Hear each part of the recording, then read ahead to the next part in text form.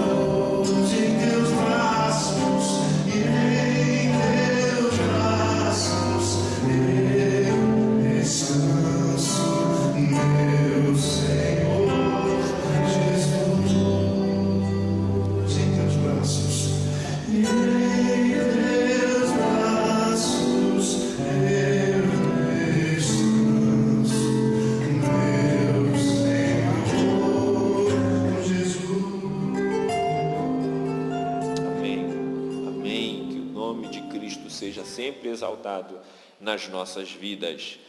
Vamos orar, meus irmãos, suplicando graça para esse que é o momento mais importante desse nosso vídeo, que é a palavra de Deus. Estaremos aqui nos colocando diante da autoridade da Escritura, que o Senhor nos fale profundamente ao coração, que em graça e misericórdia sejamos encontrados pela palavra de Deus. Oremos uma vez mais.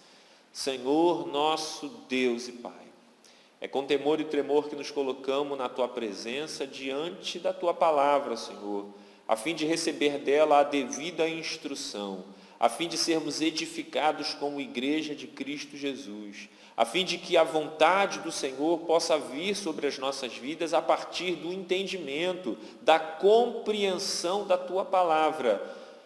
Na boa ação do Teu Santo Espírito, o Senhor pode muito bem fazer essas coisas nesse instante nas nossas vidas, que é o que nós te pedimos em nome de Jesus, com perdão dos nossos pecados. Amém. Amém, meus irmãos. Bom, nós estamos aqui trabalhando essa série de mensagens e ao finalizar aqui os desdobramentos do encontro de Cornélio com Pedro, no verso 18 do capítulo 11 de Atos dos Apóstolos, quando a igreja cristã em Jerusalém ela passava a entender que o evangelho não pertencia somente ao judeu, mas que também alcançava os gentios, Lucas, o autor aqui do livro de Atos, ele passa agora a detalhar em como o evangelho iniciava a sua propagação em meio a outras nações, como aqui no início da igreja cristã fora dos limites da Judéia. O nosso texto de hoje então encontra-se em Atos capítulo 11, dos versos de 19 a 26. Vamos lá? Atos capítulo 11, versos de 19 a 26, que passo a ler agora. Diz assim a palavra de Deus. Então os que foram dispersos por causa da tribulação que sobreveio a Estevão, se espalharam até a Fenícia, Chipre e Antioquia, não anunciando a ninguém a palavra, senão somente aos judeus. Alguns deles, porém, que eram de Chipre e de Cirene, e que foram até Antioquia, falavam também aos gregos, anunciando-lhes o evangelho do Senhor Jesus. A mão do Senhor estava com eles, e muitos, crendo, se converteram ao Senhor. A notícia a respeito deles chegou aos ouvidos da igreja que estava em Jerusalém, e enviaram Barnabé até Antioquia. Tendo ele chegado e vendo a graça de Deus, alegrou-se e exortava a todos que com firmeza de coração permanecessem no Senhor, porque era homem bom, cheio do Espírito Santo e de fé, e muita gente se uniu ao Senhor. E partiu Barnabé para Tarso à procura de Saulo. Tendo-o encontrado, levou-o para Antioquia, e por todo um ano se reuniram naquela igreja e ensinaram numerosa multidão. Em Antioquia foram os discípulos pela primeira vez chamados cristãos. Bom, queridos, Lucas, o autor, ele fez questão de trazer todo o enredo do encontro de Cornélio com Pedro para introduzir este tema que agora ele trabalha aqui nesses versos, que é a igreja se expandindo pelos povos gentios. Mas veja que o começo desta expansão foi de certa forma tímido. No verso 19, nós vimos que os que fugiram para a Fenícia, que seria hoje o Líbano, e para a ilha de Chipre, por conta da primeira perseguição que veio sobre Estevão, naquele assassinato por apedrejamento, certamente esses irmãos aqui, eles ficaram com medo de pregar o evangelho e serem descobertos, serem denunciados, serem perseguidos ali aonde eles estavam agora. Por isso é que eles somente pregavam entre os próprios judeus, certamente para aqueles em quem eles de alguma forma confiavam. Porém, segundo o verso 20, alguns crentes chegando até a Antioquia, na Síria, resolveram pregar aos habitantes da cidade. E o Senhor, conforme diz lá o verso 21, abençoava a pregação deles, fazendo com que muitos fossem convertidos ao Evangelho. E é aqui que está o primeiro ensino dessa nossa reflexão de hoje. O Senhor sempre, sempre e sempre abençoará todos quantos se colocarem a anunciar a salvação em Jesus Cristo, mesmo em meio a ameaças. A perseguição nunca será motivo para calar a voz do Evangelho na boca dos crentes. Daí, chegamos ao verso 22, que nos traz uma informação aqui muito importante.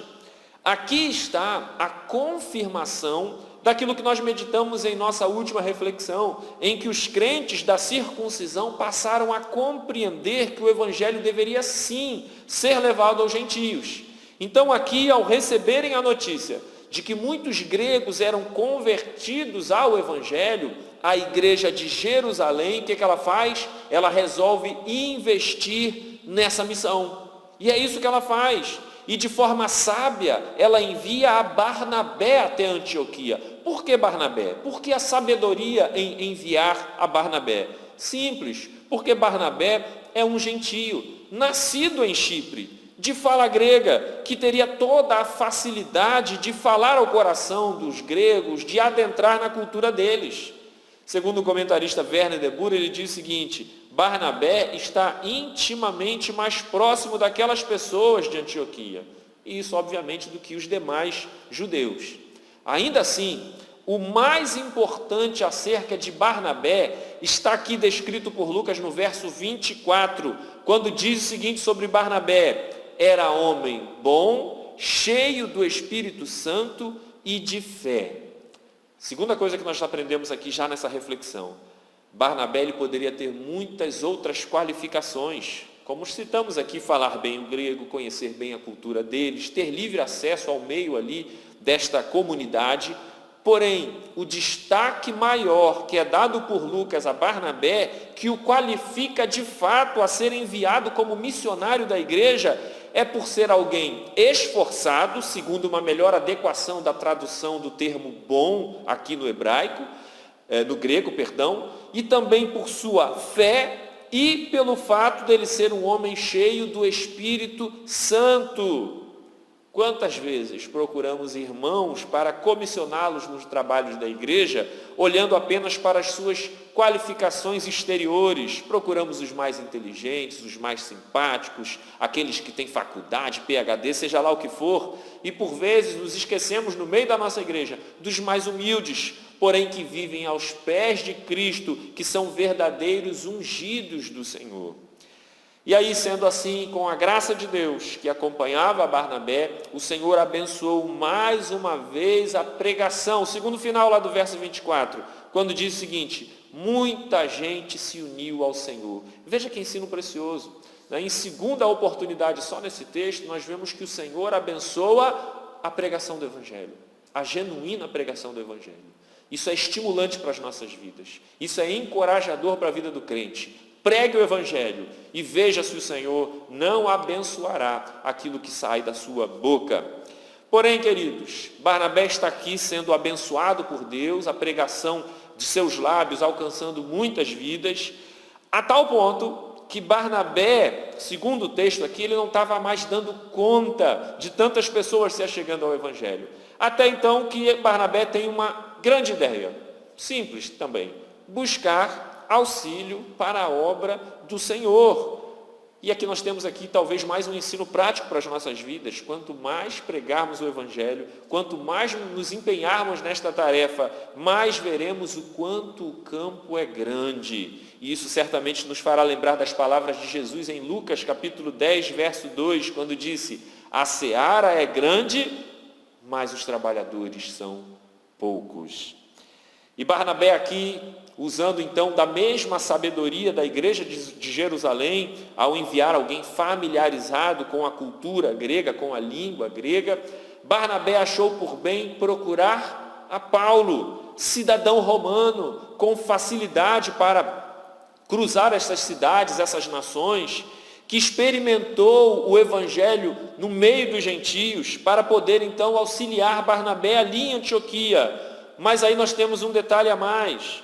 Barnabé percebeu a necessidade também de um bom discipulado para esses novos crentes gentios que não tinham qualquer familiaridade com a teologia do Antigo Testamento, com a lei de Moisés. Então, percebendo isso, ele achou por bem chamar Paulo, que era o quê? Um excelente teólogo, um bom filósofo, um bom pensador, e essencialmente um crente em Cristo Jesus. E também nós não podemos nos esquecer com uma certa experiência no Evangelho. É isso mesmo, porque no nosso estudo aqui gradativo do livro de Atos, parece que as histórias elas estão muito próximas, mas não é o caso aqui. Nesse convite, nessa busca de Barnabé por Paulo, para trazê-lo até Antioquia e pregar com ele, a despeito lá da conversão de Paulo, nós temos aqui um espaço de tempo de quase 10 anos. Ou seja, meus irmãos, já havia se passado quase 10 anos então de experiência de Paulo, agora convertido ao Evangelho. Então agora Paulo aqui é um crente experiente, pronto a ajudar Barnabé nessa grande missão, que segundo o verso 26, após permanecerem ali na igreja de Antioquia por cerca de 1 ano ensinando o Evangelho, o texto diz que numerosa multidão foi alcançada pelo ensino de Paulo e de Barnabé. E é ali em Antioquia que os crentes, segundo aí a parte final da nossa leitura, foram chamados pela primeira vez de cristãos. E aí eu quero abrir um parêntese aqui para considerar isso, que é muito interessante. Muito mais do que uma nomenclatura, ser chamado de cristão aqui, aponta para o fato de que a população desta cidade, eles perceberam gradativamente que a conduta desses novos crentes, a partir do ensino de Paulo e de Barnabé, lembrava em muito um caráter diferente. E aqueles que iam conhecendo o Evangelho percebiam neles um caráter parecido, comparado com o de Cristo. Por isso aqui, o fato deles serem chamados de cristãos. Muito diferente, infelizmente, nos dias de hoje, quando alguém facilmente coloca uma Bíblia debaixo do braço e é visto como crente, porém, sem demonstrar em sua vida qualquer referência a este caráter de Cristo. Com esses versos aqui que nós lemos hoje, nessa nossa reflexão, é dada a largada a expansão do Evangelho pelas nações, antecipando aqui, inclusive, a primeira viagem missionária de Paulo junto com Barnabé, que vai acontecer no capítulo 13. Por enquanto, se assim o Senhor nos permitir, em nossa próxima reflexão, encerraremos o capítulo 11, nos últimos versos de 27 a 30, para assim prosseguirmos com essa nossa série de reflexões no livro de Atos dos Apóstolos. Deus abençoe a todos. Igrejas Presbiterianas em Barra do Sana e Segunda de Casimiro.